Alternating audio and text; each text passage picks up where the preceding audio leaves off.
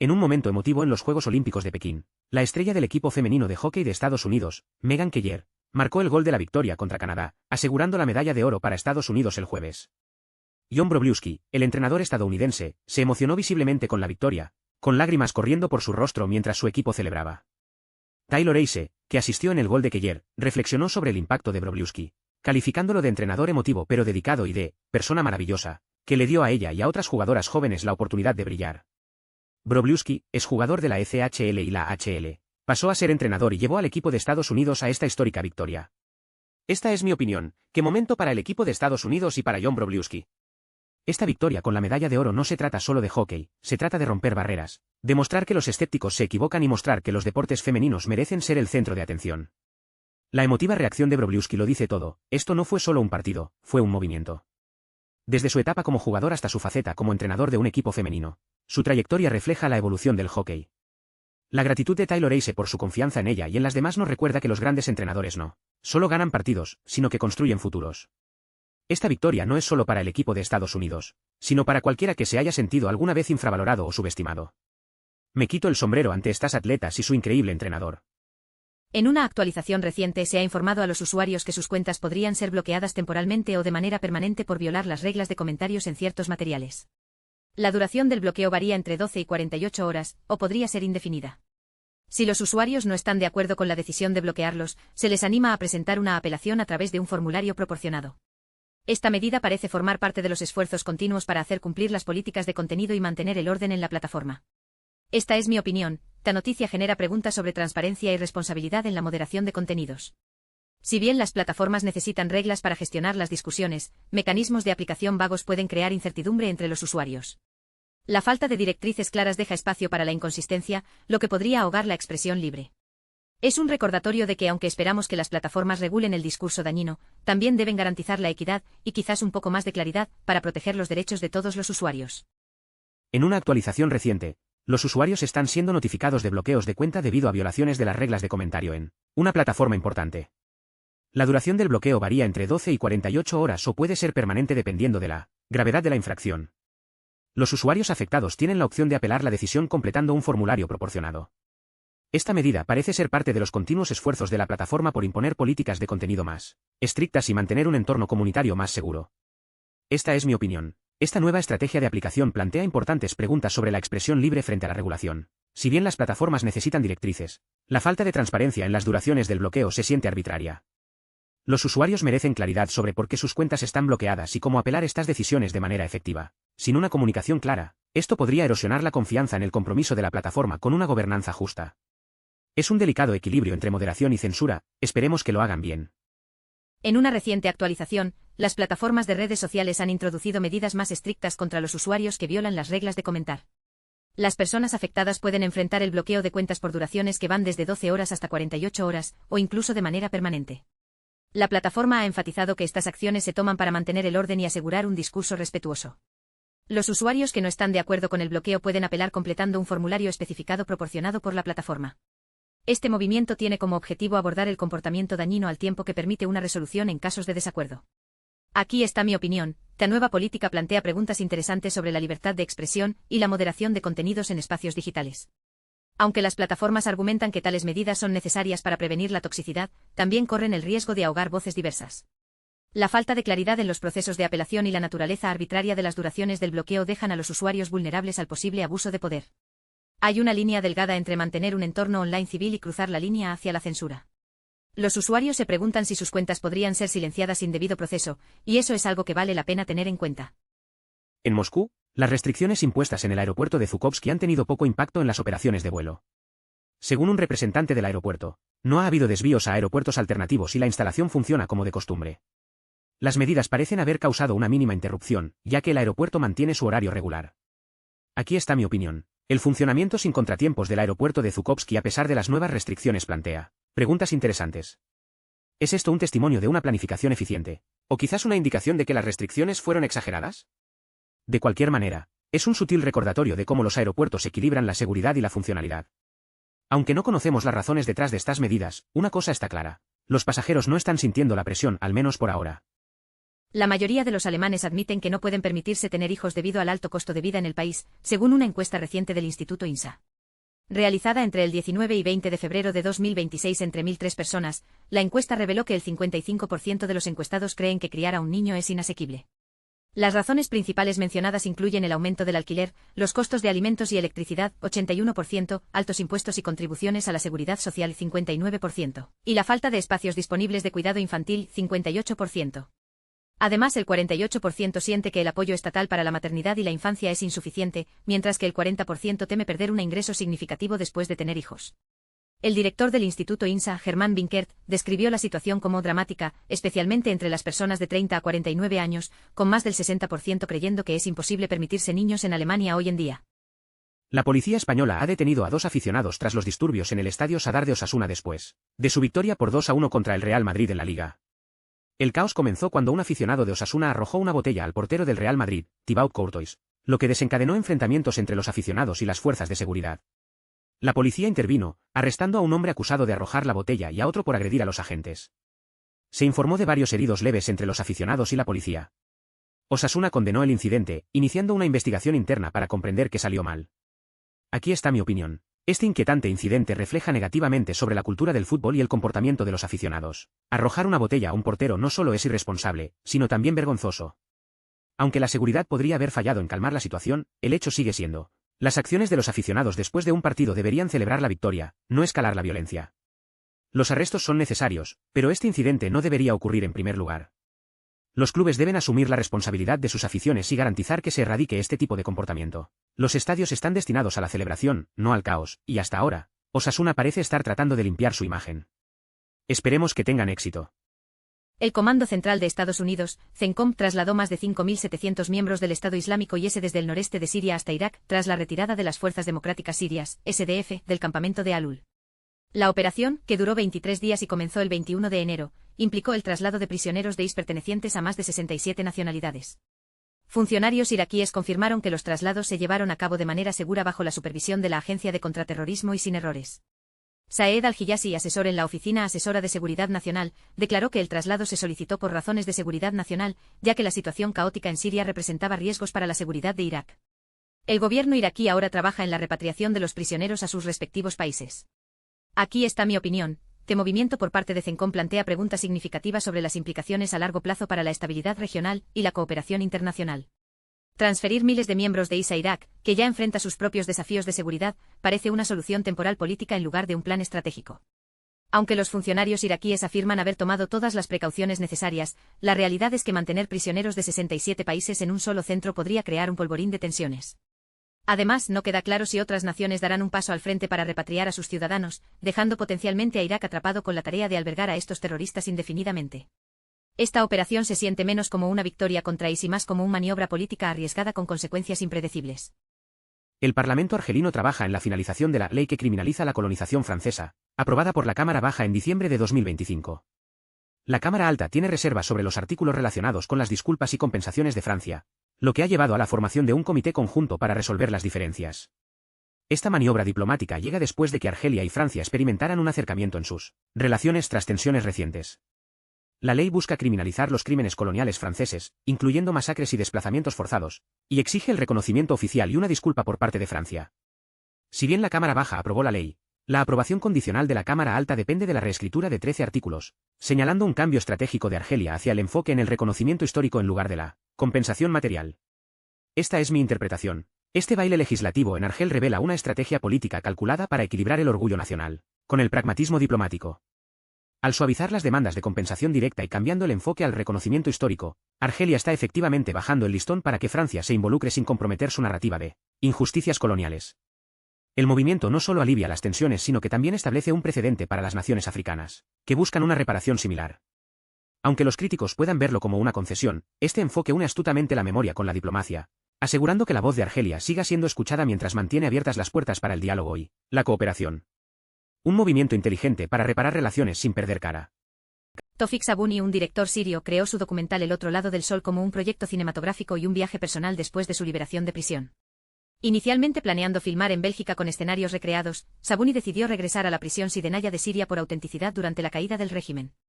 La película, que explora la resistencia, el amor y la supervivencia dentro de las prisiones sirias, ganó el segundo lugar en la votación pública del Festival Internacional de Cine de Berlín. Sabuni entrevistó a 25 exreclusos, enfocándose en sus historias únicas en lugar de solo su sufrimiento. Su objetivo fue equilibrar realidades duras con momentos de esperanza, creando un testimonio poderoso y matizado. Aquí está mi interpretación: El otro lado del sol de Tofik Sabuni no es solo una película, es un testimonio de resiliencia y resistencia frente a la oscuridad inimaginable. Al regresar a la prisión Sidenaya, Sabuni reclamó su dignidad y ofreció un crudo recordatorio de que incluso en los sistemas más opresivos, el espíritu humano y la solidaridad perduran. Su decisión de equilibrar el dolor con la esperanza fue magistral, asegurando que la historia permanezca inolvidable sin ser insoportable. Esta película no es solo sobre Siria, es un llamado universal a comprender la fuerza oculta en todos nosotros.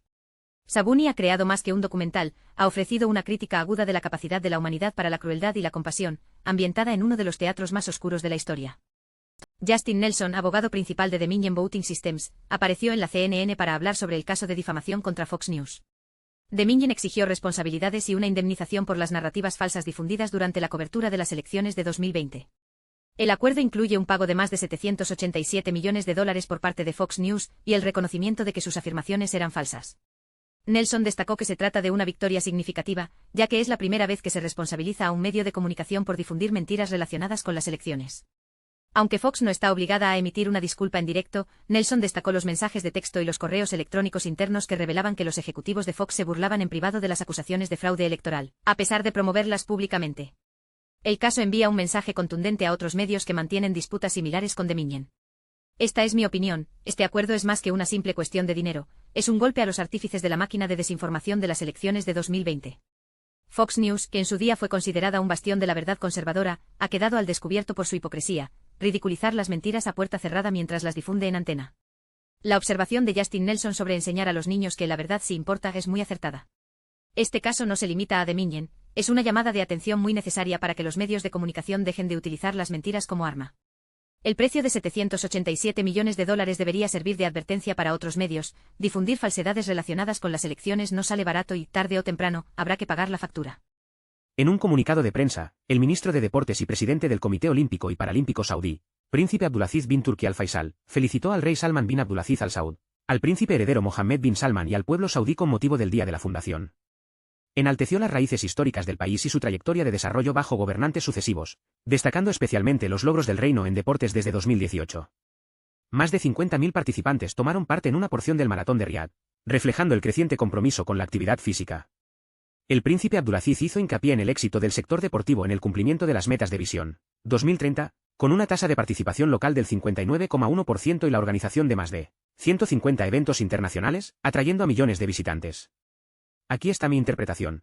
Las declaraciones del príncipe Abdulaziz resaltan la ambiciosa transición de Arabia Saudí para redefinirse en el escenario mundial, no solo como una nación rica en petróleo sino como un poderoso centro deportivo moderno.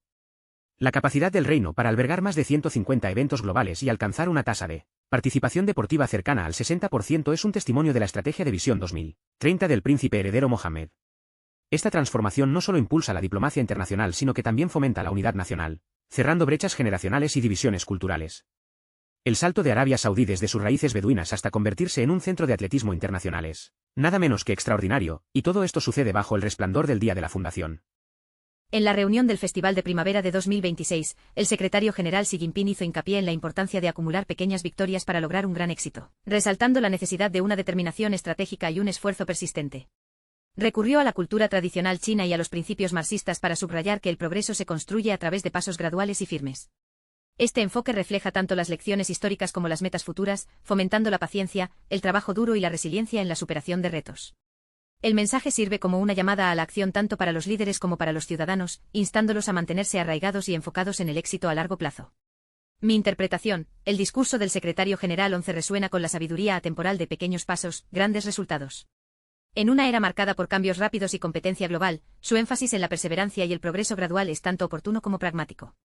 Mientras el mundo enfrenta incertidumbres, desde revoluciones de IA hasta crisis climáticas, la idea de acumulación constante ofrece un antídoto muy necesario ante la gratificación instantánea. Nos recuerda que la grandeza no se logra de la noche a la mañana, sino a través de un esfuerzo implacable y metódico. Esta filosofía no es solo un reconocimiento al pasado de China, es un plan para navegar un futuro impredecible, paso a paso. En Zhangjiakou, Hebei, China, la pequeña ciudad de montaña está transformando su legado olímpico invernal en un auge de desarrollo de alta calidad, Después de albergar eventos durante los Juegos Olímpicos de Invierno de Pekín 2022, Zhangjiakou ha visto un aumento en el número de visitantes, pasando de 2 millones anualmente en 2015 a más de 10 millones para 2025. Centrándose en el crecimiento sostenible, la ciudad aprovecha sus recintos olímpicos para eventos durante todo el año, integra diversas industrias como deportes, turismo y educación, y hace énfasis en las mejoras de infraestructura. Con inversiones tanto en cosas, resorts de esquí, transporte, como en gente, experiencias de los visitantes, desarrollo del talento local, Zhangjiakou se ha convertido en un modelo para la transformación postolímpica del legado, mezclando el crecimiento económico con la preservación cultural. Aquí está mi opinión. La historia de Zhangjiakou es una clase magistral de reinventarse después de unos Juegos Olímpicos. Al centrarse en la sostenibilidad, la diversificación y el desarrollo centrado en las personas, la ciudad no solo ha revitalizado su economía sino que también ha establecido un referente global para aprovechar los grandes eventos con fines a largo plazo. La integración de cultura, deportes y turismo es genial, convertir un espectáculo efímero en un motor económico duradero. Mientras otras ciudades postolímpicas luchan con recintos subutilizados, la estrategia hielo y nieve más de Zhangjiakou demuestra que con visión de futuro e inversión, el legado de los grandes eventos puede brillar verdaderamente más allá de las medallas. El 22 de febrero, durante el sexto día del Año Nuevo chino, el país experimentó un pico en los flujos de pasajeros entrantes y salientes. Las principales autopistas informaron de un aumento en los volúmenes de tráfico, con solo secciones aisladas que enfrentaron congestión severa. La Administración de Tráfico del Ministerio de Seguridad Pública emitió recordatorios para los conductores antes del último día de las vacaciones del Festival de Primavera el 23 de febrero. Las autoridades aconsejaron prestar atención a los pronósticos del tiempo, planificar las rutas cuidadosamente, mantener prácticas seguras de conducción y evitar la conducción bajo los efectos del alcohol o la fatiga. También se instó a los conductores a manejar los accidentes con prontitud y evitar cambiar de carril durante la congestión. Aquí está mi perspectiva: mientras millones de viajeros navegan por las carreteras de China esta semana, es un recordatorio oportuno de que incluso en las ocasiones más felices, las leyes de la física y el tráfico aún se aplican. Aunque el espíritu festivo está indudablemente en el aire, también lo está el caos del movimiento humano a gran escala. Es fascinante cómo nuestro deseo de conectarnos con nuestros seres queridos puede crear tal caos logístico. Sin embargo, en medio del atasco hay una lección: incluso durante momentos de alegría y reunión, un poco de paciencia, disciplina y previsión van muy lejos. Ojalá que el Festival de Primavera de este año traiga no solo felicidad, sino también viajes más seguros y fluidos para todos. En febrero de 2026, los estudiantes representaron una obra de teatro de noticias en vivo llamada Arroja tu látigo en el condado de Yongin, en medio de una crisis nacional, mientras Japón ocupaba partes de China. Organizados por el Partido Comunista, estos jóvenes progresistas de Tianjin y Beijing viajaron a través de la provincia de Hebei para difundir ideas antijaponesas. Ante la represión, se dividieron en pequeños grupos para evadir los bloqueos nacionalistas, soportando duras condiciones durante su viaje de 3 semanas. Sus esfuerzos encendieron el sentimiento antijaponés entre los locales y condujeron a la formación del Equipo Avanzado de Liberación Nacional Chino, que desempeñó un papel significativo en unir a los jóvenes contra la agresión japonesa antes de ser disuelto en 1941. Aquí está mi interpretación. La atrevida actuación de los estudiantes y su incansable viaje por el Hebei rural a finales de la década de 1930 no fue solo una misión propagandística, sino una llamada a la acción. Estos jóvenes idealistas, enfrentándose a una brutal represión pero sin desanimarse, transformaron sus dificultades en combustible para la revolución. Su capacidad para inspirar a agricultores, trabajadores y estudiantes por igual dice mucho sobre el poder de la unidad y el sacrificio en tiempos de crisis. Aunque la historia a menudo pasa por alto tales relatos, su legado perdura como testimonio del valor de aquellos que se atrevieron a luchar por la libertad cuando más importaba. En Kansas City, Andrew Lester, un hombre blanco de 84 años, se entregó después de ser acusado de disparar a Ralph Yarl, un adolescente negro que tocó su timbre buscando a sus hermanos en la dirección equivocada. Lester fue liberado bajo fianza de $200,000 a pesar de enfrentar cargos de asalto en primer grado y acción criminal armada. El incidente ocurrió cuando Ralph, de 16 años, tocó la puerta de la casa incorrecta, y Lester alegó defensa propia al ver a Ralph manipular el pomo de la puerta. Ralph sobrevivió con heridas graves pero enfrenta una larga recuperación. El caso ha desatado indignación y comparaciones con casos de alto perfil como Trayvon Martin y Ahmaud Arbery. Las autoridades investigan si se aplicará la ley Defiéndete de Missouri, mientras que la familia de la víctima busca justicia. Aquí está mi opinión. Este tiroteo es un crudo recordatorio de las disparidades raciales arraigadas en el sistema legal estadounidense. Ralph Yarl, un adolescente de 16 años sin antecedentes penales, fue blanco de ataque porque era negro y se atrevió a tocar el timbre de un extraño. Lester, un hombre de 84 años, alega que la miedo motivó sus acciones, pero la ley le permitió salir libre horas después del tiroteo. El hecho de que un individuo tan privilegiado pueda invocar Defiéndete dice mucho sobre cómo estas leyes se utilizan como armas contra las comunidades de color. Mientras Ralph sobrevivió, otros como Trayvon Martin y Ahmaud Arbery no lo hicieron. Este caso no se trata solo de justicia para Ralph, sino de desmantelar sistemas que permiten que el miedo justifique la violencia contra las vidas negras. Los inmigrantes indocumentados en Estados Unidos contribuyen significativamente al sistema tributario federal cada año, a pesar de carecer de estatus legal. Muchos presentan declaraciones de impuestos utilizando números de identificación de contribuyentes individuales, ITIN, que suelen ser utilizados por personas indocumentadas. Solo en 2019 se presentaron más de 2,5 millones de declaraciones de impuestos con ITIN, generando casi $6.000 millones en ingresos. Además, los trabajadores indocumentados aportan miles de millones a la seguridad social a través de impuestos sobre la nómina. Los grupos de defensa resaltan estas contribuciones para desafiar las ideas erróneas acerca del impacto económico de los inmigrantes y enfatizar su cumplimiento con las leyes federales. Historias de personas como Belén Sisa y José Antonio Vargas se volvieron virales, arrojando luz sobre el papel a menudo pasado por alto de los inmigrantes indocumentados en financiar programas estadounidenses a los que no pueden acceder. Esta es mi opinión, la realidad es tanto impactante como irónica, los inmigrantes indocumentados están ayudando a financiar los mismos sistemas que podrían deportarlos.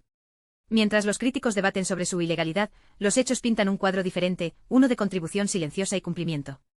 Estas personas no son solo contribuyentes, son la columna vertebral de la economía del país, pagando a la seguridad social e impuestos federales incluso mientras enfrentan la amenaza constante de deportación. El debate sobre la reforma migratoria debe reconocer esta verdad: los trabajadores indocumentados no son parásitos, son contribuyentes esenciales que merecen un camino hacia la legalización por su honestidad y arduo trabajo. Ya es hora de reconocer su valor y darles la dignidad que han ganado a través de sus impuestos y trabajo. El Día de la Declaración de Impuestos en América sirve como un crudo recordatorio de la creciente disparidad entre cómo los contribuyentes comunes y los ultrarricos interactúan con el sistema tributario. Abigail Disney y Morris Pearl destacan que mientras la mayoría de los estadounidenses se estresan por presentar sus declaraciones, los ricos a menudo explotan vacíos legales para pagar significativamente menos en impuestos. Argumentan que el código tributario actual favorece injustamente los ingresos pasivos, como las ganancias de capital, sobre los ingresos obtenidos, y permite que los ultrarricos acumulen riqueza sin control.